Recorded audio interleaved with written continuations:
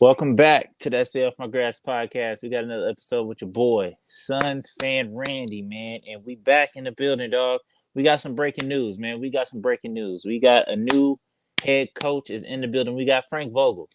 Um, and my first thoughts, my first opinions on it is honestly, how I feel is like the more I sit with it, the more I like it. You know what I'm saying? Like initially, I was a little underwhelmed just because I just feel like my mind was like Nick Nurse, Nick Nurse, Nick Nurse, and so like anything outside of that is just like, all right. But the more I'm sitting with it, is like, all right, Frank, he did it. You know what I'm saying? Made a run with Indiana. He made, you know what I'm saying, got a chip in LA. And like I said, he's a defensive minded coach. And I feel like that's what the Suns needed. You know what I'm saying? I feel like this postseason or this last go around, I feel like the Suns miss defense. You know what I'm saying? And I feel like a lot of people say, "Oh, what about the offense? What about the offense? What about the offense?" I feel like if you watch the Suns, if you watched how we was playing, like the offense wasn't necessarily the problem. You know what I'm saying? Like Booker was going crazy, KD was still giving us 40 on whatever he was doing.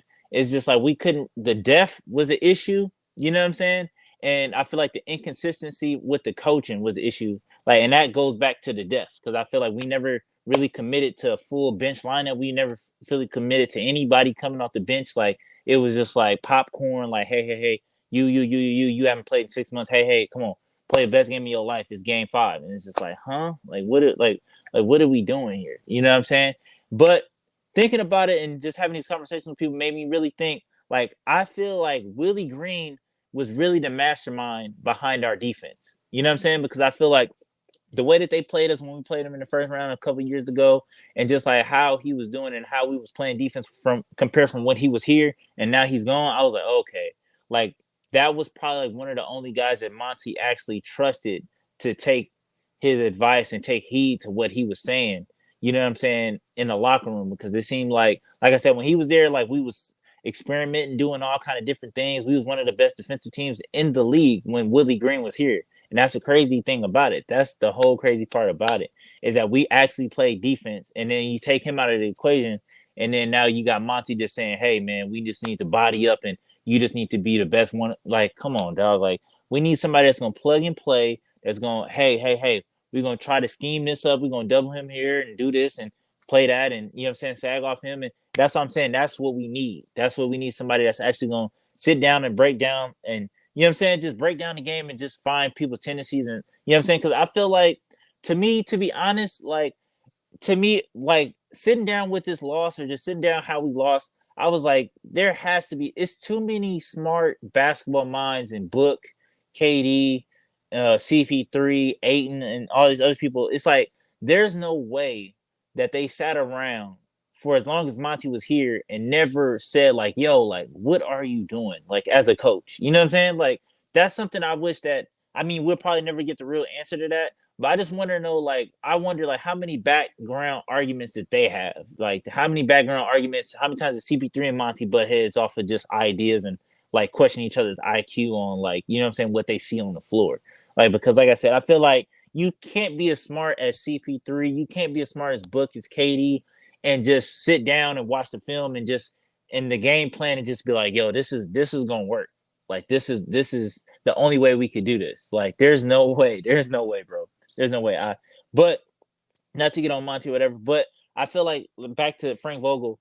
I feel like if Frank can kind of be open minded to Kevin Young and see what he got going on the offensive side and see like, hey, what Kevin, because it seemed like Devin Booker was lobbying for Kevin Young, so maybe he sees something in him. And if as long as Frank Vogel can stay open minded and just be like, hey, like, you know what I'm saying, whatever. But like I said, I feel like the offense was not the issue.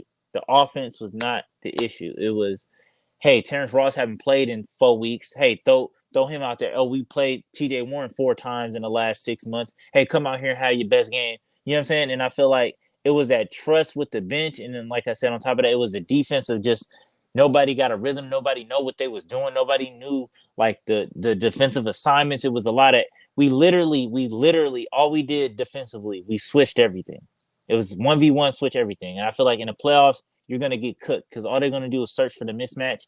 And that's literally what we're giving them, the mismatch that they want. And I feel like if you don't make an adjustment, then, you know what I'm saying, it go down like how it went down. But like I said, man, I feel like the more I'm sitting with this Frank Vogel, the more I'm like, this is not a bad, you know what I'm saying? This is not a bad thing. You know what I'm saying? He probably he took, I feel like, a friendly deal. You know what I'm saying? Uh, he coming in hungry. He got to prove himself because he got fired in LA.